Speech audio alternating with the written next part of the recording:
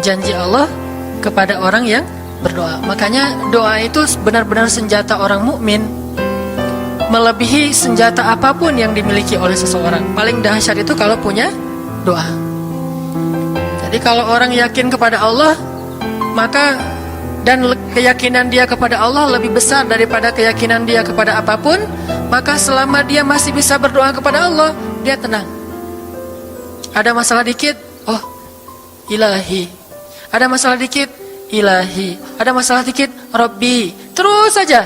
Ada masalah sepele apapun, minta ke Allah. Ada masalah apapun, minta ke Allah. Dan kata Nabi, janganlah kalian menjadi lemah dalam berdoa, karena sesungguhnya tidak akan binasa seseorang selama dia masih berdoa kepada Allah.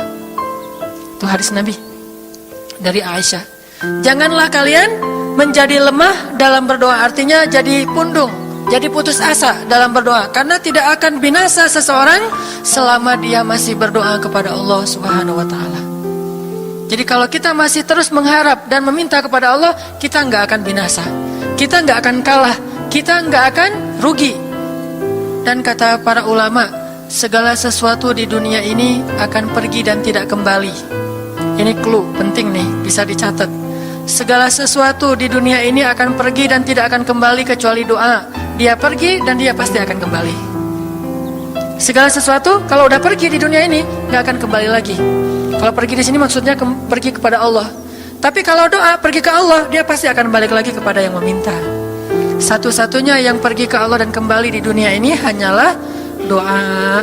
Makanya ayat ini kalau kita kasih judul adalah janji Allah kepada hambanya yang berdoa. Allah berjanji, apa kata Allah? Inni qaribun. Aku itu dekat. Maksudnya gak mungkin aku gak dengar doa kalian. Begitu kita berdoa, kita pikir Allah dengar nggak ya? Jangan-jangan kok doa saya belum diijabah, kayaknya Allah nggak dengar yang kemarin, saya harus keraskan lagi suara saya. Nggak, ini qarib. Arti ini qarib, aku itu dengar banget apa yang kamu ucapkan. Nggak usah diucapkan, di dalam hati aja Allah udah dengar. Siapa yang pernah berdoa di dalam hati terus langsung Allah ijabah? Rasulullah. Coba teman-teman buka awal juz kedua. Ayat surat Al-Baqarah ayat 144. Itu gara-gara Nabi ada harapan di dalam hati tapi gak berani ngomong gitu ke Allah, cuma dipendam di dalam hati doang, tapi langsung diijabah oleh Allah. Ayat surat Al-Baqarah ayat 144.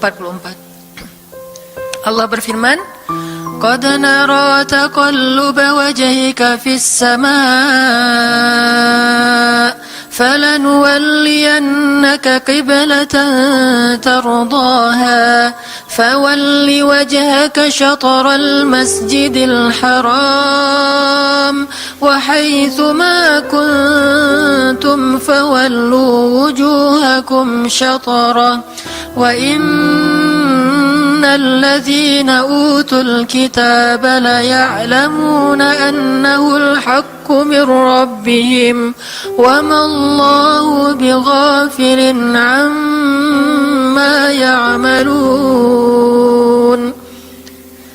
Jadi ceritanya orang Yahudi suka menghina kaum muslimin gara-gara orang Islam kalau sholat waktu itu masih menghadap ke Al-Aqsa, Palestina. Jadi kata orang Yahudi itu, lihat orang Islam mah fake, suka niru. Kita sholat menghadap Al-Aqsa, mereka sholat menghadap Al-Aqsa. Berarti agama mereka itu adalah agama yang meniru agama kita, nggak original. Sering diperolok-olok, setiap kaum muslimin sholat dihina sama mereka. Akhirnya Nabi ngerasa sedih.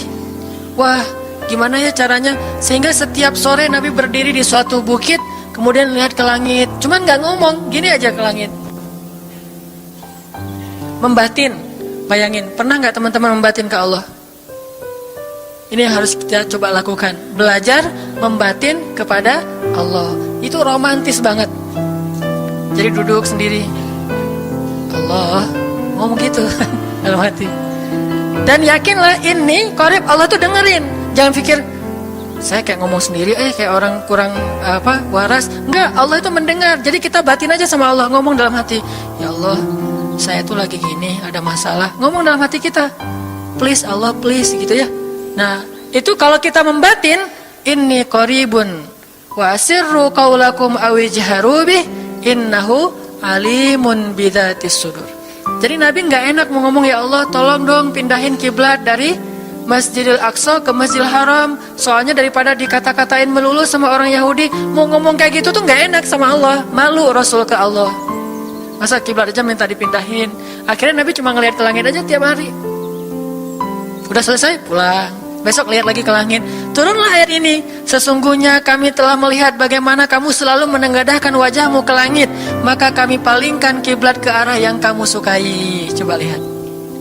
Turun wahyu untuk merespon doa Nabi yang bahkan belum diverbalkan. Belum diucapkan dengan kata-kata, tapi Allah udah ngerespon. Gimana caranya biar kita bisa kayak gitu?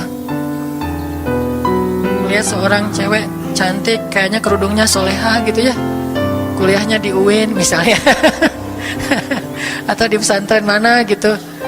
Ternyata pas kita tanya-tanya ke teman-teman kita, oh dia tuh lagi belajar Al-Quran di masjid, sekarang lagi hijrah banget, bahkan udah hafal juz amma, juz 30, Masya Allah. Terus dalam hati, aduh ini kayaknya cocok menjadi ibu bagi anak-anak saya. Wih. Tapi dalam hati kan gak berani ngomong nih. Tiba-tiba dapat berita, dia masih jomblo juga loh, belum ada apa-apa, nggak ada ikatan sama siapa-siapa. Oh gitu, membatin lagi, ya Allah, bisa nggak ya saya datang ke rumah dia? Tiba-tiba kita ngelewat, ketemu dia lagi benerin motor, lagi parkir motor depan rumah dia. Si Neng itu ternyata rumahnya di sini, ternyata tetangga. Ada aja jalan tuh Allah mempertemukan. Allah tahu isi hati kita. Bisa nggak caranya sespontan itu? Gampang. Pengen sesuatu, Allah kasih, padahal kita belum minta. Ini kan keajaiban doa nih. Cuman kita seringnya ngerasa udah minta berkali-kali kok nggak dikasih-kasih. Kita belajar sekarang. Rasul nggak usah minta pakai verbal, cuman membatin doang dalam hati, Allah udah ngasih. Pernah nggak teman-teman ngerasa kayak gitu? Ada kepengen sesuatu, tiba-tiba terwujud. Pernah kan? Tapi kepengennya yang baik-baik. Pengen misalnya, aduh, saya pengen banget umroh, cuman mau ngomong kayak gitu mah, saya mah orangnya kayaknya nggak mungkin bisa umroh kalau ngandalin harta. Orangnya nggak mampu, kerjanya juga pas-pasan, gimana mau umroh, untuk makan aja susah. Tapi pengen banget dalam hati kita.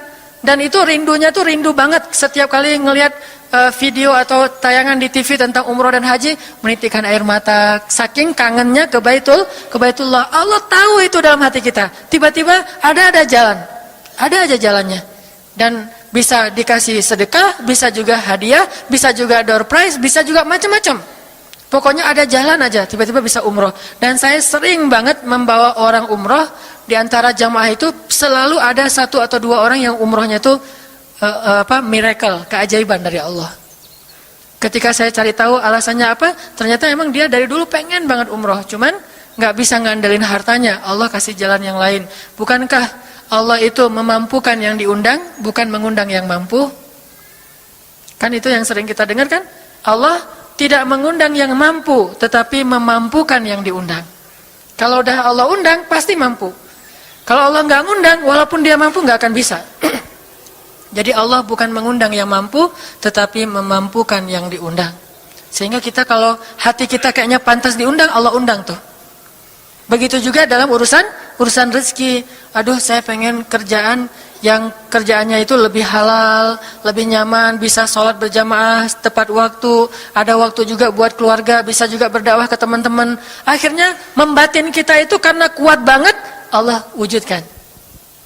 Ini artinya Allah qaribun, Allah maha dekat. Sehingga kalau kita pengen doa kita itu powerful, belajar dari as-siqah billah. Tips pertama adalah as-siqah billah. Percaya deh sama Allah.